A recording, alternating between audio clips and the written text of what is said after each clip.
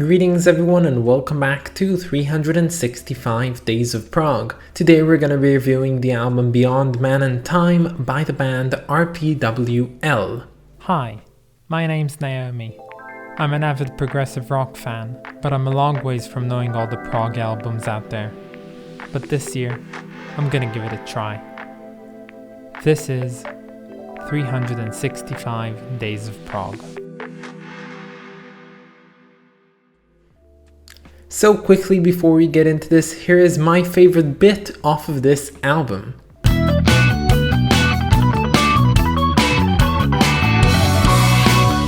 So yeah, welcome back. This was a quickie, yeah, I know. So this album Beyond Man and Time is by the German band RPWL. Now they started off as a Pink Floyd tribute band or a cover band for Pink Floyd, but they later on quickly moved to making their own material. And if I am correct, I believe this to be their 5th album, and I believe this is their most critically acclaimed album so far. Now, this album is classified as neo-prog. Now, before I talk about neo-prog as a whole, other neo-prog albums we've listened to on this list so far include New World by Dave Kersner and TikTok by Gazpacho, and those albums overall, if I had to describe them, I would say they have, let's say, floating synth layers with dreamy solos over top of them, and I guess that's like an overgeneralization of the music found on these albums. But the fact is that although these albums are considered as neo-prog, we still have to remember that there is one other album which is also considered as neo-prog on this list, which I reviewed,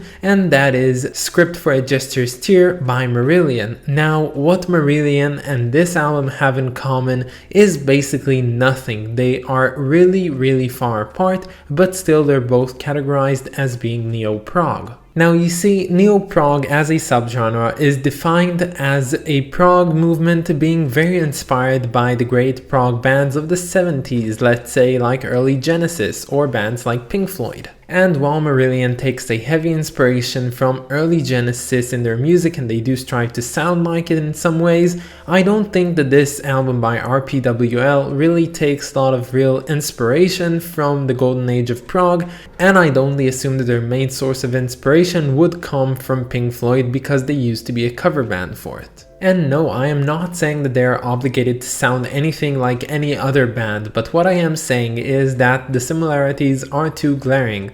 The fact is, they used to be a Pink Floyd cover band, the way they play guitars is really similar to what we hear on later Pink Floyd, and the fact that their lead vocalist's voice does sound like David Gilmour's is too stark to be ignored.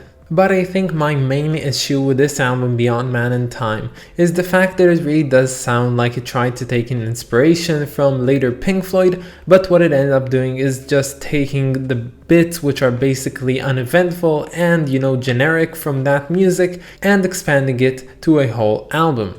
Now, from the get-go, I am not a huge later Floyd fan. I like some of their music, but I am mostly one of those people who really likes what they did in the early 70s, and specifically this album does not resonate with me at all. Now, honestly, as I see it, this album is basically on the verge, on the limit of what is prog. I think that calling this progressive music is really an overstatement by a lot of things, because honestly, nothing on here really surprised me. I could tell what was coming at every single point. I thought that the music on here was uneventful. I could not tell one song from another on this album, and basically every time I finished listening to a certain song, I would forget it the moment it was over and moving on to the next one. So yeah, it is safe to say that this album left me with some bitter taste. And yeah, I know I am being harsh on this album, and I know it is inspired by a lot of different genres that came later on, like let's say punk and grunge music, and I guess that's all fine, but I just don't like it at all.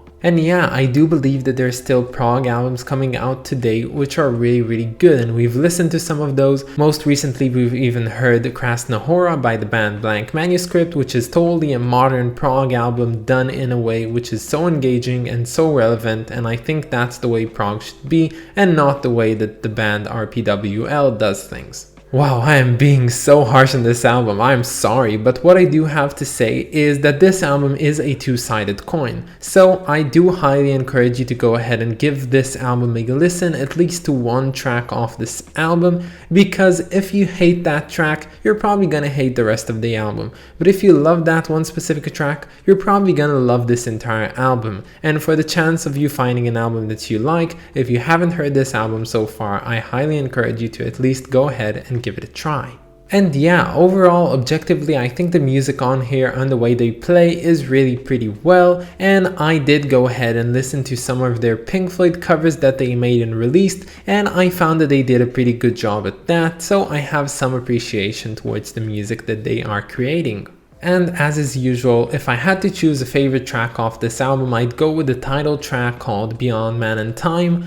It is better than the rest. I guess it's not a good song, at least in my opinion, but I can safely say that if I had to choose one which I want to listen to again, it would be that one. So moving on to the cover of this album, this cover is intriguing in some way, and it is using negative space in order to show you some things which are basically made out of the lack of the black space. I do like the way they use negative colors in here, which is really cool, and it did make me kind of intrigued about what there is in the background, basically what is the image not being shown to us. But much like the music on this album, I find that this cover is pretty modern in some way, and it's trying to appeal to a certain section of people. I don't know who is the focus of this album, but I think that this cover wouldn't really catch my eye if I were to see it in a record shop or anywhere else. And there are many covers that resemble this one, so it is not so memorable, and thus I think it's not such a good cover.